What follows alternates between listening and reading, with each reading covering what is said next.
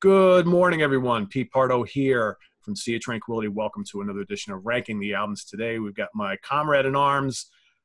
I'm thinking he's this way. Martin Popoff from Brave Words and Bloody Knuckles and Banger TV. Martin is going to be joining me today to rank the catalog of the Police. Good morning, Martin. How are you today? Absolutely. Oh, I'm doing great. Looking forward to this. I don't get to talk about the Police very often, so this is really cool. You know, I saw like at least a half a dozen comments since I announced that we were doing the show together, and they're like, Popoff and Pardo doing the Police. That's something you don't hear about every day. I'm like, Yeah. true. You know, the Police are not exactly the type of band that I normally talk about on Sea of Tranquility, but a band that I dig quite a bit, actually. And I don't know about Martin, but this was nearly impossible to do. They only have 5 records. I kind of like all 5 of them just about equally, and I must have kind of changed this ranking like a half a dozen times, if not more. And even today, I'm looking at it, I'm like, man, next week it'd probably be completely different, right? Yeah, me too. Same sort of thing, but I definitely have it this way. I had the bottom 3 moving all around, and then I had the top 2 moving around, and all for completely different reasons. So I definitely have these 3 over here and these 2 over here, and then there's trouble. Yeah. And you know, I don't know if you went through this exercise like I did, but I don't normally do this, but I did because I was having such a hard time putting this list together. I actually went online and started looking at some other like Police album rankings to see like what other, you know, people who have done this have put together, and almost every single one of them was completely different. Good. I didn't do that. Yeah, I kind of wish I did now that you mentioned that. But yeah, it's pretty cool. Yeah, I'm dying to see your list. I mean, I really want to see how we pan out on this. So I'll let you start it off though with number 5. All right. So there is only 5, and so this is our worst to first. And as you always say in these shows, you know, I mean, it doesn't mean there are bad albums here. I've been taking a lot of stick on this. We just did a Contrarians episode on Led Zeppelin's worst album, and it was Presence. And I'm fighting a lot of guys about this whole thing. So negative things cause a lot of negative vibes. So obviously, you know, we aren't being completely negative here. But okay, so sorry, enough rambling. My number 5 is this one, Zenyatta Mondatta. Now, the reason I picked this as my number 5 is I feel like this is the record where every little thing they do that isn't magic, that annoys me, is kind of going here. I find the melodies a little too nursery rhymey. I find the arrangements a little bit too sparse.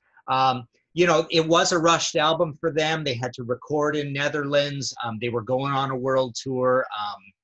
I think they just felt pressured on this. And I feel like it's definitely a record of the Police sound, but it's like a weak tea version of it. I think basically they nailed it on the one before, and this is like almost like a demo-ish, possibly tossed off version of the magnificence of Regatta de Blanc. So I do find the singles a little annoying, do, and even the title of the album is a nonsense title.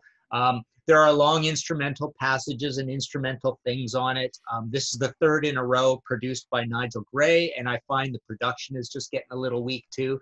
So just everything seemed a little light and flighty on this. Canary in the Coal Mine. What else is on this thing? So we've got, When the World is Running Down. I'm not a big fan of Don't Stand Too Close to Me, but it's okay. Don't Like Driven to Tears.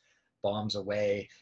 Behind My Camel is an instrumental. So yeah, just in general, I find this is a little bit of the quote unquote jumping the shark album, where it's like, let's do the same thing again, but a lot of the magnetism and charm is out of it. Okay, we have differing opinions on that one, but that's okay.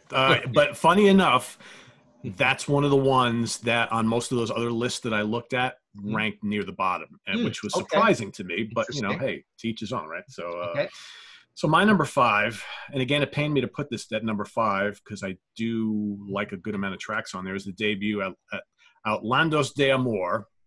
Okay.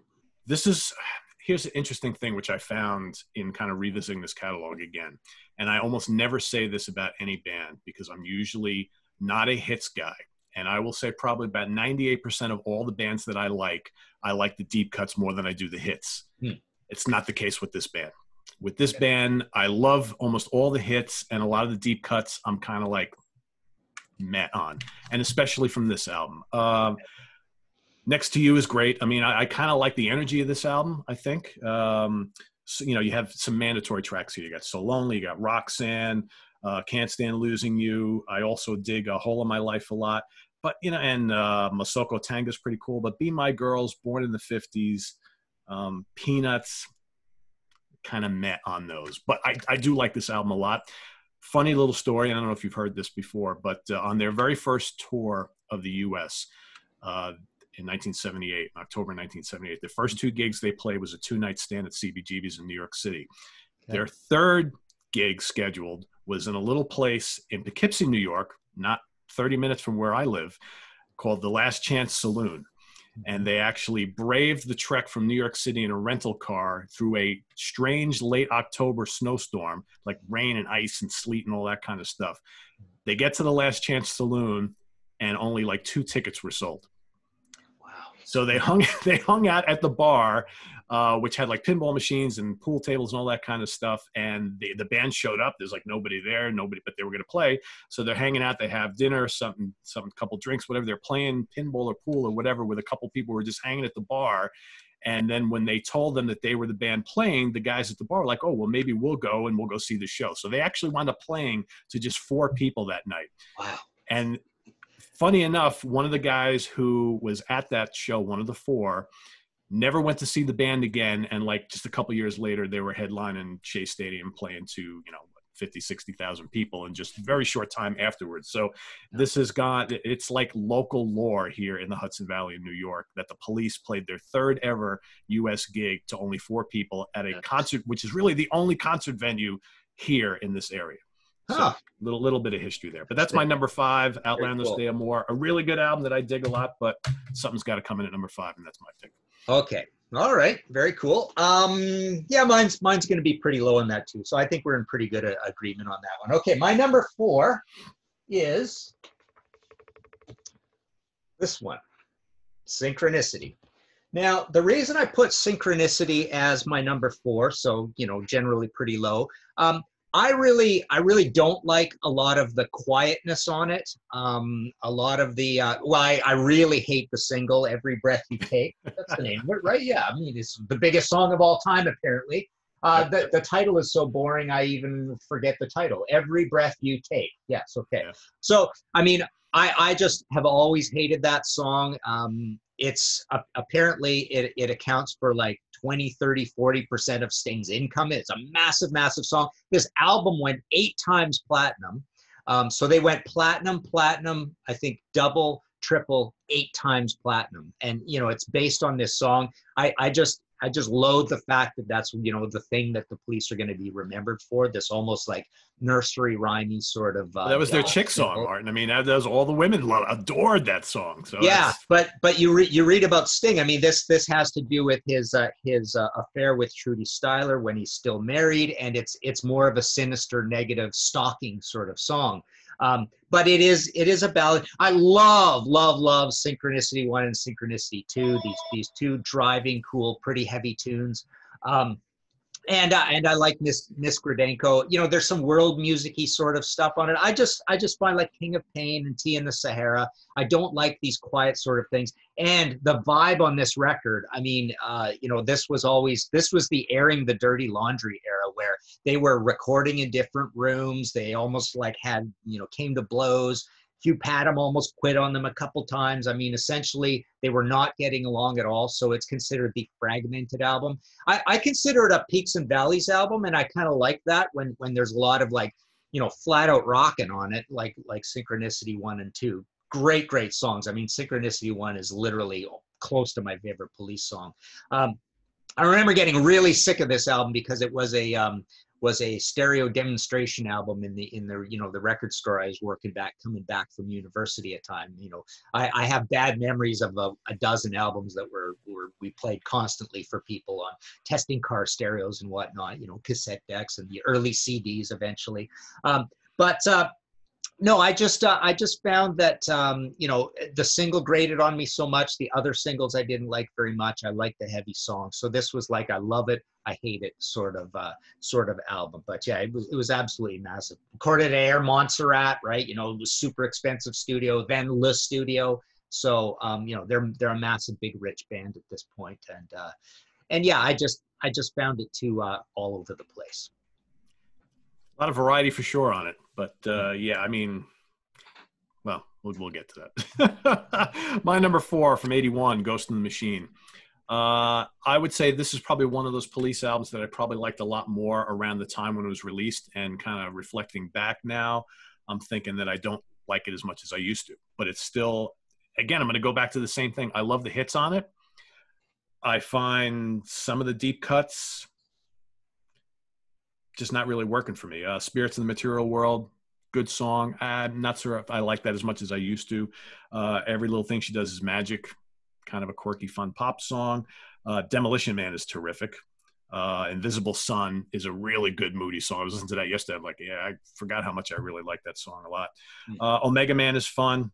One World, kind of got a good beat, kind of snappy song. The rest of it, I don't love. I would say my bottom 2 are, half of the songs I really like a lot. The other half I'm kind of like on the fence about. My top 3 are a different story, but so Ghost for me is, and a lot of people think Ghost is one of their best ever, and that's cool. I don't know. For me, it just doesn't quite work as well as the other 3, but cool. Your mileage may vary. Before we move on, I forgot, I wanted to test this, and I took out a flashlight. You remember this story? I just had to be reminded of this. So Synchronicity was pressed on audiophile vinyl, right? But it is purple. It's not black. Everybody, it looks black unless you shine light through it or on it. That's pretty cool. Look at that. Yeah. So they were all made purple. So that's kind of cool. Yeah. It's a good sounding album, but I mean, every Police album sounds good. They don't have any, particularly bad productions. No, not at all. Yeah. So even the debut. Okay, so I'm to move on to my number 3, which is, I will also let's get this one done. Outlandos D'amour. So basically, I find this album pretty charming. I like it in a Stiff Records kind of heavy Elvis Costello, Nick Lowe, The Jam, Reckless Eric kind of way. I like the way that it's a little more conventional, rocky.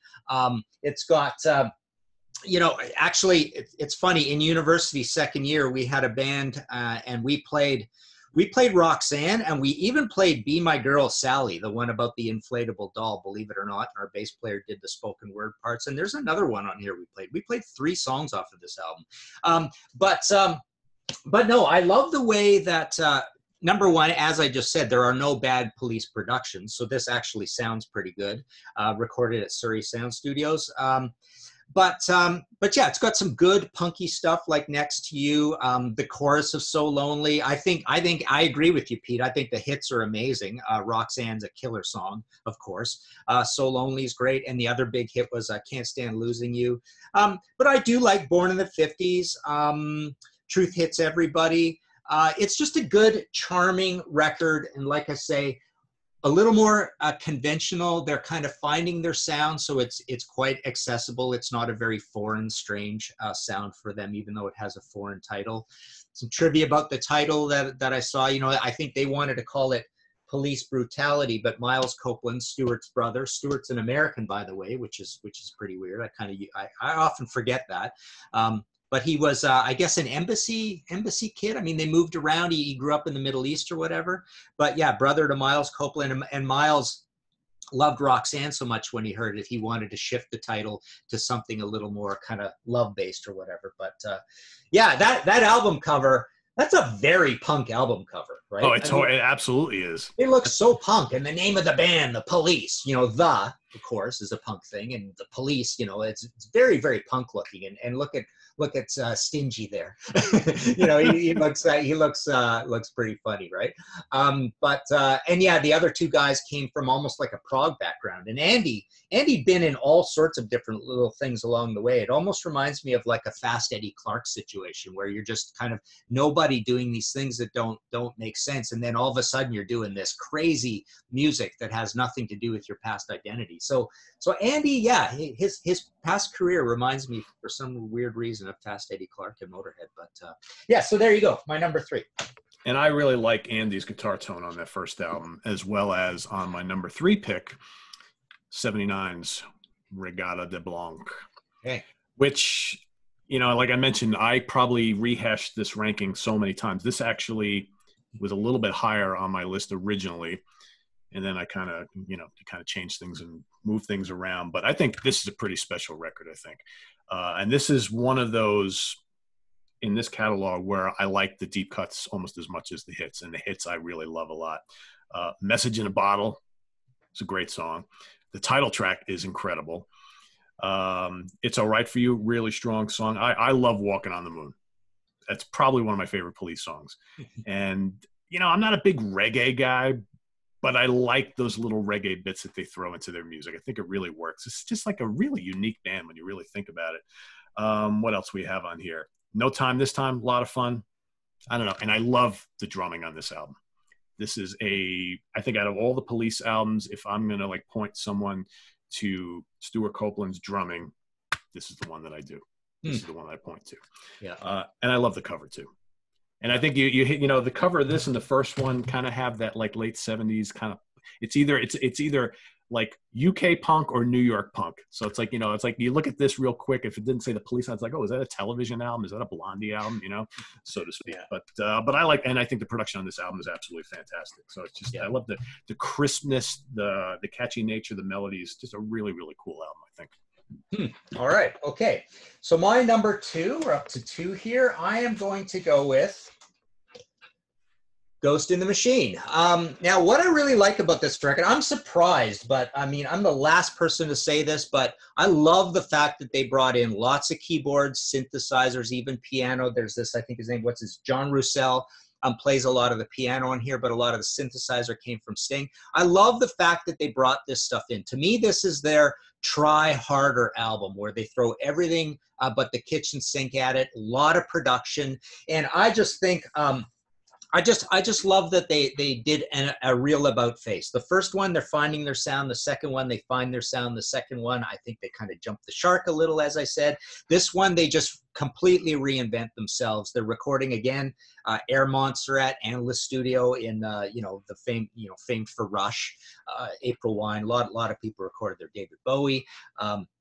But yeah, I love Spirits in the Material World. I love those stabbing keyboards on it. Again, why am I saying I like this stuff about the Police? This cool trio with all these sounds is bizarre, but I just love the super try harder aspect of this and the crazy heavy production on it.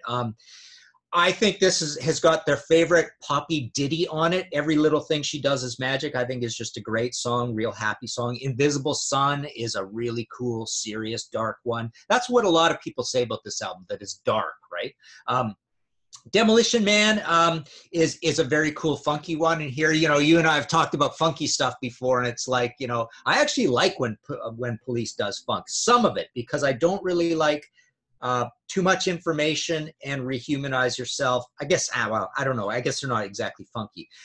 Yeah, One World. So the reggae stuff on here, I don't think is the big success. I think it's the production, and I think Omega Man is probably my favorite Police song of all time. I love that driving bass line, and it almost sounds, I was listening to it on our headphones, it almost sounds like they pulled back on the the trademark Stuart Copeland ride cymbal, hi-hat, bell of the ride cymbal work a little bit to let that bass line go. So I like these driving heavy ones that they have. I think Secret Journey is an amazing, about face, a different kind of Police song, really dark. So yeah, it's got, I think, some of the most successful things on it, but just in general, I like the concept of Police as sort of moving into the future, moving into this cyborg sort of area, and a little bit of a trivia that I learned about this album cover. I mean, number one, those are apparently the faces of the three guys. I like the album cover's different. I like that it's not foreign language again. They even moved there, Ghost in the Machine, which is a reference to Arthur Kessler's book called The Ghost in the Machine. But a neat thing is you look really, really super, super close at this, and you could see what are like called little wire bonds between these things. So there's some talk that this is actually a photographic image. You can see little black things joining up these little things, which is kind of interesting. So I might have guessed that the one in the middle is Sting with the spiky hair. No, apparently that's Stuart Copeland. Really? And that's apparently Andy, and that's apparently Sting. I think this is the hair thing. So Stuart has more of the bedheaded hair thing. So I can almost see that. But yeah, I just I like that this futuristic image of the cover goes through to the futuristic image of the plane. So I really like that they really broke out and did something super different on this. Like I say. A good half of side 2 I'm not crazy about, but I love most of side 1. And yeah, the other really funky one is Hungry for You, which is sung almost entirely in French, and I think that's pretty cool. But Omega Man and Spirits in the Material World, definitely a couple of my favorite. It almost, I would love to see Rush have covered. Rush were big Police fans, of course, especially Neil Peart. Sadly no longer with us, but I would love to see them cover something like Spirits in the Material World. That would be interesting. How would Geddy's voice work in that, right? Yeah. And I agree with you about the reggae bits. I think the reggae flavored stuff worked best on the first couple albums and not so well on the later albums. And God, now that I'm thinking, you mentioned too much information. Now I got that groove going through my head. I can't get it out. I love the groove on that song. Yeah, it's so good. Yeah. All right, my number 2, ironically, in most of the lists that I looked at, was the number 1 for most people. And I'm not quite sure if it's that lofty for me. Well, obviously, it's not that lofty for me, but Synchronicity is my number 2. I will admit, when I was, growing up and the Police were enormous and what have you, I wasn't the biggest fan. I got more into the Police after they had already broken up. I knew all this stuff, obviously, and I liked a lot of the singles, but I grew to appreciate them more. But there was like no way to avoid this album when it came out in '83. I mean, this was like all over the map. And I remember, and I don't know if you thought this too, but I remember at the time I was thinking, you know what, if these guys keep going at this pace, they're going to be like the next Beatles. I mean, that's the kind of impact they had all over the radio, videos on MTV, records selling like hotcakes. Yeah. And then you look back, I mean, they were with 5 years. That's it. It's basically the same lifespan of the Beatles, give or take a year or two, right? But wow, that's pretty interesting. Yeah. I mean, they were on that trajectory. I mean, you listed all the sales originally of these albums. They kept continually selling more, and then with this album, it's like boom, they just totally broke worldwide. I agree with you. The 2 Synchronicity songs are absolutely spectacular. Every Breath You Take, one of those songs you never need to hear again. I think it's a well-crafted pop tune, but I mean, I think we're all pretty sick of it. I love King of Pain, and I know you mentioned you're not a big fan of that song, but I like that a lot. Murdered by Numbers is an actually really interesting song. I mean, that's a cool one. Yeah. Long been talked about that describes all the weird stuff that go on with the Illuminati and all that kind of nonsense, and just all the folks who are into that sort of thing. And it's like, well, that's the song where they tell the whole story about what goes on. It's like, we don't need to get into that here, but I will say probably the worst song they ever did is on this album, and that's that song Mother. I don't know what they were thinking with that, but I generally like this album quite a bit. And I think out of all their records, it's probably the most different. And it's definitely a lot of the early kind of punk and reggae stuff they've kind of gotten rid of by this time. And they just have the sound that's the Police. Yeah. And I always like the album cover. I think it's pretty bright and colorful and all that kind of stuff. So I dig it. And a great sounding album too. Yeah, Mother I kind of like. I mean, to me, Andy Summers is like the John Entwistle Ox, like the guy who's supposed to. That's a way to look at it. Yeah, I was like, I was listening to it yesterday. I was reminded, I just don't like that song. Andy should not be singing, in my opinion. But I don't mind that. And then in between, Stewart is even a little bit like the John Entwistle Ox too, right? Stewart also is in there writing the the kind of quirky ones with a little more humor to it. I don't know if you remember. Do you remember the Clark Kent EP that he put out? Clark Kent Okay, so Clark Kent, around 1980, 81, it's a longish EP, 6-ish songs, something like that. But essentially, it's Stewart as a pseudonym. It's a Stewart solo album, and it sounds very much like the Police, and it sounds like very much like the songs that Stewart, wrote across these Police albums. Which, by the way, off the top of my head, I mean, I don't have this super handy, but Stewart wrote a lot of the early stuff, and then I think he kind of faded over time, and it became more Sting's band over time. I mean, that seems to be the deal. And then there'd be these standalone things like Mother, right? And Stewart's got something on there as well. But basically, it's very, and it's like Joe Perry and Aerosmith almost, right? You just always get, or the Keith songs in the Rolling Stones. You will get these songs where, okay, you guys take over, but they're just not getting along after a while, and that's why it's sort of fragmented, right? So, okay, so you want me to do my number one now? Sure. Okay, so my number one is this bad boy here, Regatta de Blanc. I'm actually going to do an episode, probably the next episode, because you inspired me with this Police thing to do this, but I'm going to do an episode on blue album covers on bands' second albums where they found their sound. And believe it or not, I found about 8 of these, although my podcast, History in 5 Songs, is only 5. I'm going to pick 5 examples. This is going to be one of them.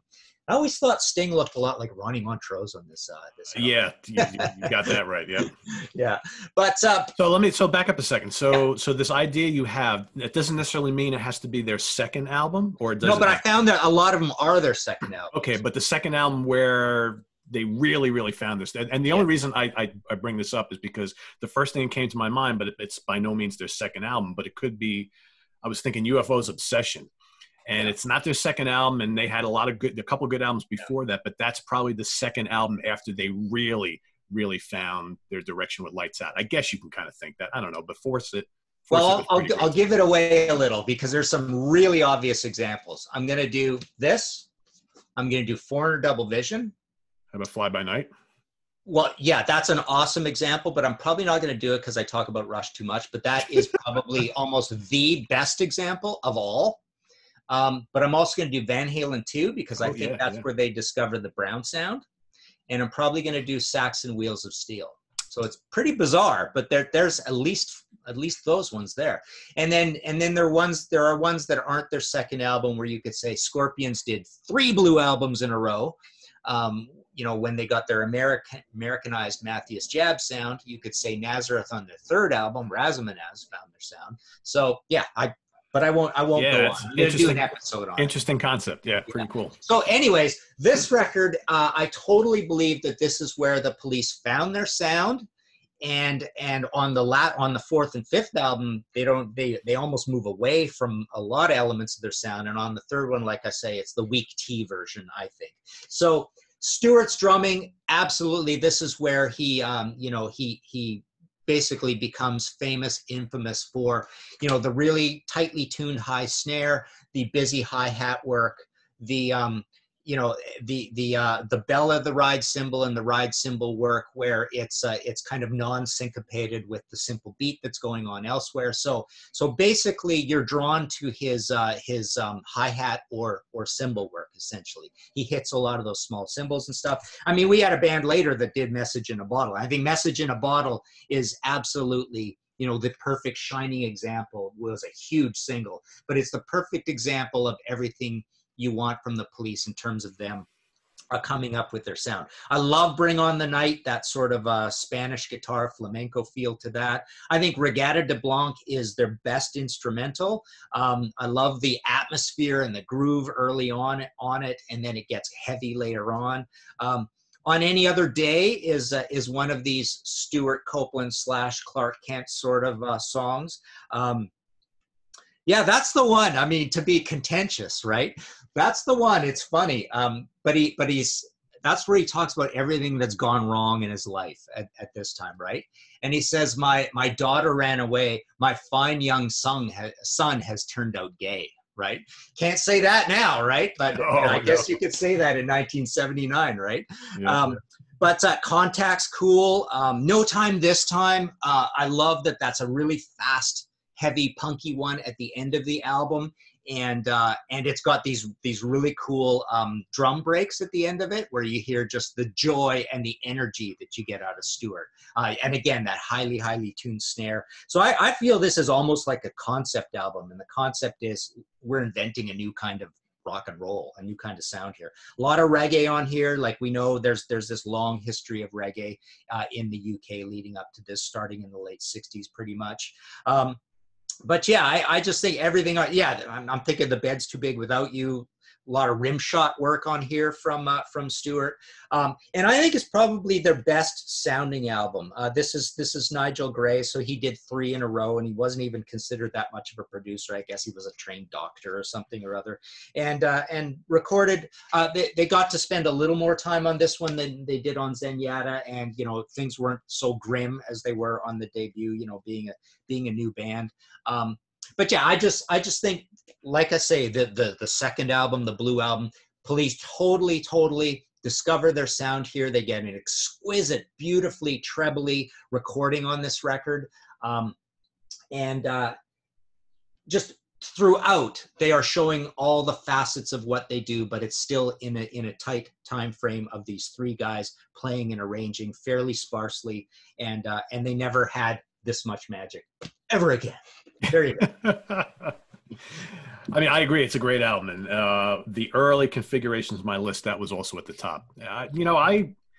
I struggled. There was a fight between my heart and my mind on picking these albums. And, a lot of times I go with what my heart or my gut tells me. A lot of times I start thinking too much about, well, how many songs do I actually really like from these albums and whatnot. Right. So, I mean, that one wound up being a number 3. But if we have this conversation again next week, I might say, you know what? No, it's back up to number 1. I'm going against the grain of everybody, it seems. Zenyatta Madada is my number 1. Right. And I'll tell you why. I'm going to go back to what I said at the top of the show here, is that I love their hits way more than I like their deep album cuts. This is one of the few bands that I ever will say that about. And it came down to the fact that I love the hits on this album so much that the more I thought about it, it's like, it's got to be my favorite Police album. Don't Stand, I was listening to Don't Stand So Close to Me yesterday, and I'm thinking, boy, isn't that like and forget about the real lyric, the real message behind this song. That is like a perfect song for COVID-19, right? Yes. All these states, everybody's trying to open up, and people like, don't stand so close. I mean, I was thinking about a conversation I had with my wife yesterday, who's, really worried about being in large crowds again right now, because it's, it's not really safe yet. And she's like, I don't want people standing so close to me. And I'm like, I was just listening to that Police song yesterday. It's a perfect and Message in a Bottle and Every Breath You Take. It's funny. You exactly, can do right? A concept essay on this. You can do an episode, right? Take all their hits and see if they were prophetic. Exactly. I love Driven to Tears. I love Andy Summers' like effects-laden guitar work on that. It's just a really, really cool song. And probably my favorite Police song is When the World is Running Down, You Make the Best of What's Still Around. I just absolutely love that song. It's like one of the longest titles ever in rock and roll, but I just love it. And it's silly, but Canary in a Coal Mine is just so like, I don't know. It's just does it for me. Voices Inside My Head, another really cool tune. I love the echo guitars. Bombs Away is great. God, The Other Way is Stopping. It's Behind My Camel. I don't know. I top to bottom, I just really dig this album, and I love the songs. I love the hit singles, and it's my number 1. I don't know. It probably is the most commercial expression of the Police sound. I mean, that one and Regatta are the 2 that have the Police sound, essentially, right? So yeah, it's interesting. And I was thinking, oh man, I remember this album, and I was so sick of seeing those videos on MTV the whole time. Then I look it up and go, this is before MTV even existed. I mean, there are these, and I actually can't remember any Police videos, but apparently the Every Breath You Take video is like just played over, like one of the most played videos of all time. And I mean, I remember the King of Pain one. I remember King of Pain and Every Breath You Take was like nonstop on their playlist, but I don't remember really much of any others. I'm sure there are quite a few, but they're a little before the video age. And I was surprised that the albums all came out a little later in the I knew the time frame, but then I thought. So to be late 78 for the first one, it's like, punk's long over. in the UK. I mean, punk essentially was in the UK was the very beginning of '76. And you can say, you know, people say punk ended when the Clash got signed to CBS or whatever, but by the end of '77, there weren't that many true punk albums anymore. So Police is sliding right in there as in the States they called it new wave, and in the UK they called it post punk, I suppose. Yeah. But yeah, you just couldn't put them in a box. They're just uncategorizable, and that's why they were so massive. 75 million records sold apparently around the world. That's crazy. Right? One of the biggest selling bands of all time with just 5 records. So yeah, pretty cool. Yeah, I mean, it was an interesting time for music with punk kind of going away, and you had this kind of collision of different elements, which, like you said, post-punk, new wave. You got Blondie and Talking Heads and these guys, and Television, and a handful of other bands that are doing really big business, but didn't really slot into any real category, so to speak. But yeah, I mean, I think a really great catalog. Did you ever get to see them live? No, not even in the reunion thing. So that's the only time I saw them was the reunion tour back in whenever that was, 06, 07, something like that. Yeah. At a giant stadium in New Jersey, it was, with like 80,000 people, and it was cool. I mean, they played everything you want to hear. They were really tight, and it was a lot of fun. But it was one of those shows. It's like one of those bands I always liked, but never really, when they were around and they were touring, I had no interest because all I was listening to was metal at the time. So I was like, don't need to see the Police. But it was kind of cool to see them after all that time, and good memories of it. So. Yeah, if you were a musician at that time, you were kind of into the Police. They were considered a musos type band, right? Because you could pick out all those bass lines, and the drumming, of course, was innovative but not hard to do. It was just like a new idea, so that was kind of cool. So all the musicians liked the Police at the time, and it just kind of an irresistible band. I mean, Sting's voice is so great, right? And like I say, the recordings are good. Andy Summers always struck me as like the Alex Lifeson of the band.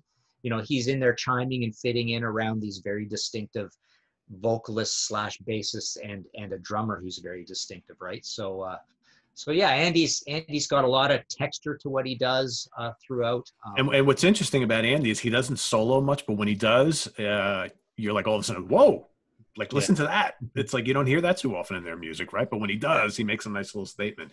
And we really haven't talked about Sting's bass playing, but pretty damn good throughout all these records. Really good. I was specifically over the last couple of days trying to really listen to that, or for that, I should say. And very, very underrated player. And Andy, I just read this recently. I didn't know the age gap was so much, but he's 10 years older than the other guys, right? So he's coming from a whole different generation. Eric Burdon and the Animals he played with, Kevin Ayers, right? And then Stewart had that short thing where he was in Curved Air, which is a total prog band, right? With Sonia, who I think he was married to. He was involved with, for a bunch of years, Yeah, so yeah, I mean, it's not like he's a prog guy. He's too young to be a prog guy, but Andy certainly is coming from a bizarre, bunch of stuff, and then they just coalesce. A lot of those post-punk bands and even some of the punk bands were coming from other kinds of music that you wouldn't sort of expect. But yeah, they just came together and did something totally unique. Yeah, very cool. So this was fun. So everybody watching, the drill. Rank these 5 albums as you like them. Okay, in the comments below. Remember, there's no right or wrong answer here. 5 really, really strong albums. Be interesting to see what the configurations are. Seeing that there's only 5, there's only going to be so many different configurations. But like I said, mine could probably change next week. But I don't know. I like all these albums, so I like a couple a little bit more. That's just how it goes. So Martin and I have some other interesting stuff cooking for the next couple of weeks. So we're going to be doing a top 10 songs of the Babies. Is that next, Martin? What do we have scheduled next? Yeah. We'll talk about that. Sure, I could see doing that one next. Yeah. Yep. And then Martin, this should be very special. So Martin and I are going to be doing a edition of our new Deep Cut Dive show on Blue Oyster Cult. That'll be coming up fairly soon too. That one I think will be of great interest to a lot of you because I know we have a lot of Blue Oyster Cult fans on this channel. So looking forward to doing that. So Martin, thanks again for joining, my friend. Yes, absolutely. This was a blast. I love getting to talk about these bands that I never get to talk about. So, yeah. Exactly. Well, hopefully this will be a treat for everybody. So for Martin Popoff, I am Pete Pardo. Visit us on the web at www.seaoftranquility.org. Join us on Facebook. Follow us on Twitter. Of course, we're here on YouTube all the damn time. Martin, you got any links you want to share with everybody?